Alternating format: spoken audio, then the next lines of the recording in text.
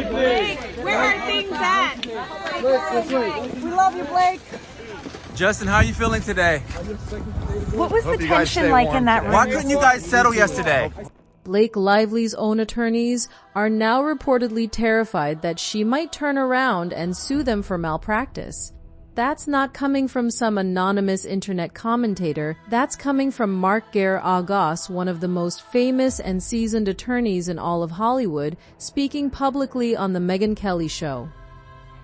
This case has taken a turn that nobody predicted. Blake didn't just lose, she didn't just get embarrassed, she didn't just watch her co-stars quietly distance themselves. What actually happened is far worse. Her entire legal strategy has imploded so catastrophically that the very lawyers who built it are now scrambling to protect themselves from their own client. Stay with me because by the end of this video, you're going to understand exactly why this changes everything. Not just for Blake Lively, but for everyone who hitched their wagon to this disaster. Let's start with the facts. A federal judge dismissed 10 out of Blake Lively's 13 claims against Justin Baldoni. 10 out of 13.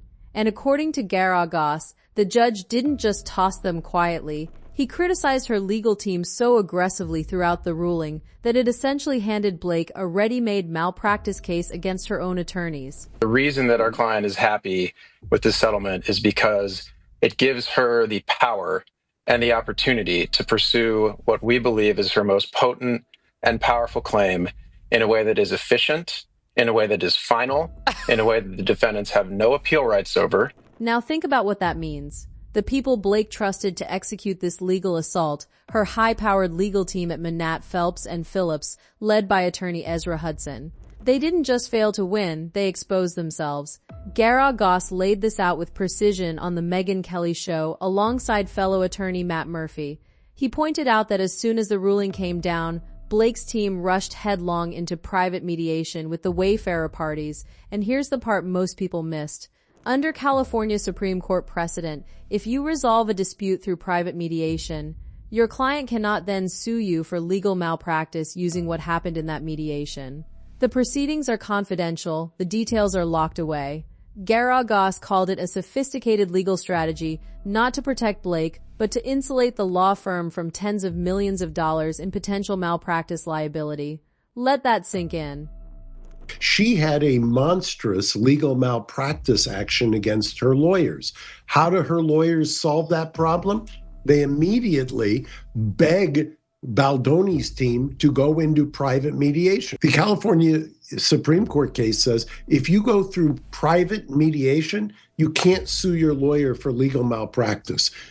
But it doesn't stop there, because while Blake's attorneys were busy shielding themselves, they were simultaneously doing something that borders on delusional. Someone flagged Manatt Phelps Phillips' LinkedIn page, where Ezra Hudson's team posted a statement bragging that they had, and I quote, secured a favorable settlement for Blake Lively. Favorable. Blake dropped all of her claims. She received $0. She walked away with nothing but a mountain of public humiliation and a decimated reputation, and her lawyers are calling this favorable. Now that she's willingly settled all the rest of her claims, whatever existed of them, because most of her case got thrown out too, she's willingly walked away from all of them, and she's trying to spin the remainder of those fees as her big victory. She's won. You see, she's won. Meanwhile, we all knew you were getting some measure of fees.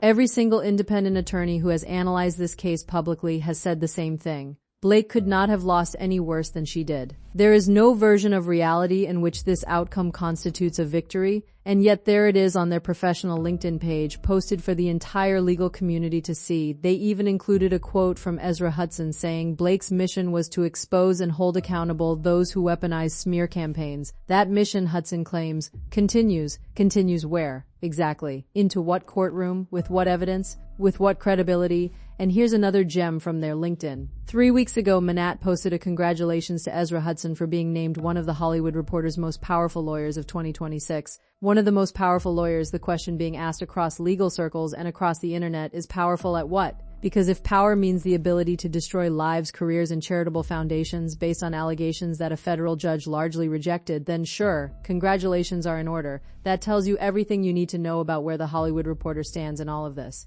think you got to wait and see what we accomplish in our 47-1 before you write the final chapter of that book. But what I would say, Matt, is I don't think it's an option to sit back and let people assassinate your character and reputation with untraceable digital smear campaigns. I think when you discover that somebody has done that to you, that bringing that to light and holding those people accountable is important. And I think that what Miss Lively's lawsuit has shown is that there actually is a way to do that. You can shine a light on it.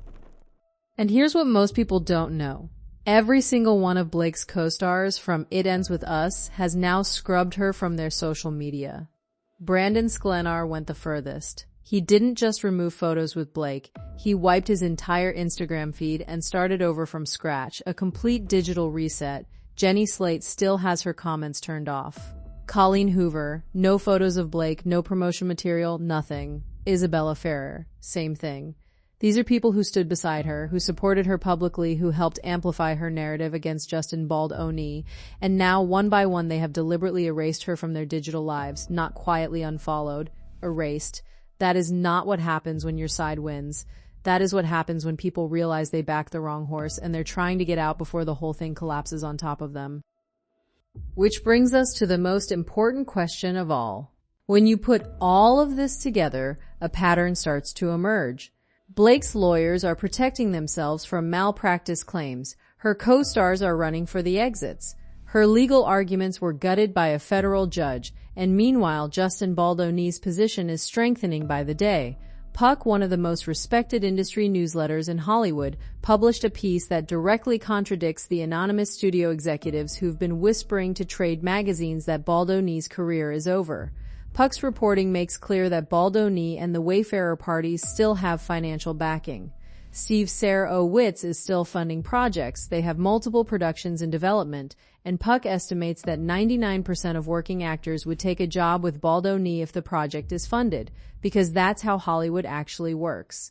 It's not about morality, it's about money. And if the money is there, people will show up. Puck also documented something genuinely disturbing. Sarowitz received threats against his family, including a threat to kidnap his daughter, from someone who specifically referenced the lawsuit demanding $80,000. The Wayfarer Foundation, which supported multiple charitable causes, had to shut down entirely because of the pressure created by Blake's legal assault. The collateral damage from this lawsuit is impossible to fully calculate. But here's where things get really interesting. Multiple industry insiders are now raising a question that has lingered since the very beginning of this saga. Why was Ryan Reynolds so furious at Justin Baldoni? Not annoyed, not protective, furious. The kind of rage that drives someone to allegedly help orchestrate a coordinated campaign to destroy another man's career and livelihood. Sources close to the situation describe Ryan as deeply insecure, something he himself has acknowledged in multiple interviews over the years. Blake, meanwhile, has described herself as shy, and yet according to people familiar with the production dynamics, Blake never allowed herself to have an honest working relationship with Baldoni. She was mocking him from the start, texting people calling him a clown, a doofus director. But here's the uncomfortable question that people are now openly asking. If Blake truly felt unsafe on set, if she genuinely believed she was being harassed or assaulted, why does not a single text message exist between her and her husband documenting those feelings? The communication between spouses is legally protected. Baldoni's team couldn't access it. Blake could have submitted those texts as evidence herself. She didn't, because they apparently don't exist. If you feel unsafe at work, you tell your spouse. That's human nature. The absence of that evidence is forensic in its implications. And then there's Ryan Reynolds himself, who just posted a paid partnership with pharmaceutical company Acadia, discussing his late father's battle with Parkinson's disease. This is a man who, by his own admission in a 2024 People magazine interview, was not present when his father died.